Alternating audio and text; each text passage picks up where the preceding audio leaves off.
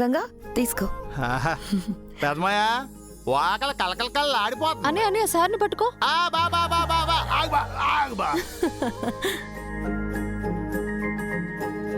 మా చెల్లికి చేత గోరింటాకు. నాకు గోరింటాకు పెట్టడం రాదు. ఇలాంటి టాస్కులు నాకొద్దు. మీరు గోడకి పిడక కొట్టినట్టు కొట్టినా చాలు సార్. నాకు మాత్రం మీరే గోరింటాకు పెట్టాలి. No way. అలాగనక బా, నా చెల్లి కోరిన గోరింటాకు కాదనకుండా పెట్టి బా. బా ప్లీజ్ బా చేయదురు. ఏమైనా సరే నిన్ను వదలను బా. నువ్వు ఎలాగైనా సరే నా చెల్లికి గోరింటాకు కట్టాల్సిందే.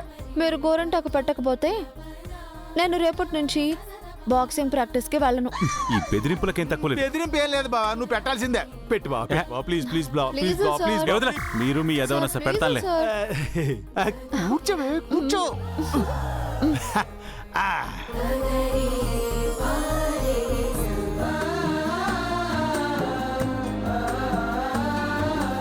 మీరంతా కోన్స్ పెట్టుకుని ఉంటే ఇంత సరదాగా గడిపేవాళ్ళం కాదు.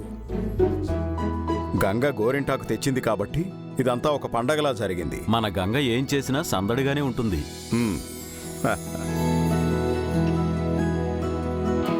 Yes, Ganga active baby. చిన్నప్పటి నుంచి అంతేనండి. మా గంగ ఎక్కడుంటే అక్కడ సంతోషమే. నిజమే, గంగను చూస్తుంటే నన్ను నేనే చూసుకుంటున్నట్టుంటుంది. అవునమ్మా, నువ్వు కూడా ఇలానే సరదాగా అందరితో కలివిడిగా కలిసిపోతుండేదానివి. నేను నిన్ను గంగలో చూసుకున్నాను కాబట్టే తనకి దగ్గరయ్యాను. అత్తమ్మా చాలు చాలు. ఇంతకు మించి పొగిడావంటే ఇలాంటి తింగర పనులు ఇంకా ఎక్కువ చేస్తుంది. అసలే తోకలేని కోతి. సార్ నేనేం కోతిని కాదు సార్. నువ్వు కోతి కాదు, ఈ కోతికి సిస్టర్వి. అందుకే ఇద్దరు గోడలెక్కి గోరింటాకు కోసారు. అలా కోసి తీసుకొచ్చాను కాబట్టే ఇంత సందడిగా సంతోషంగా గడిపాం. అవును మరి, లేకపోతే ఎవరికి సందడి లేదు. ఆ, మీరిద్దరూ ఇలానే గొడవ పడుతుంటారా? మాకు తినడానికి ఏమైనా పెడతారా? అయ్యో నా మతి మరి మండ. మీ అందరి కోసం పాయసం చేశాను, ఉండండి తీసుకొస్తాను. చేసావా? దొంగతనం చేసావా?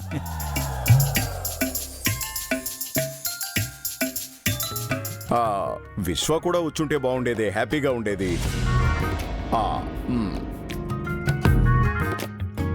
ఆయన సంగతి తెలిసిందే కదా అన్నయ్య. ఇప్పటికే 4 సార్లు ఫోన్ చేశారు, బయలుదేరావా బయలుదేరావా అని. మావయ్య చాలా లక్కీ అత్తయ్య, నీలాంటి భార్య దొరికింది. కొందరు భర్తల గురించి కానీ ఆ భర్తల ఇష్టాల గురించి కానీ అస్సలు ఆలోచించరు.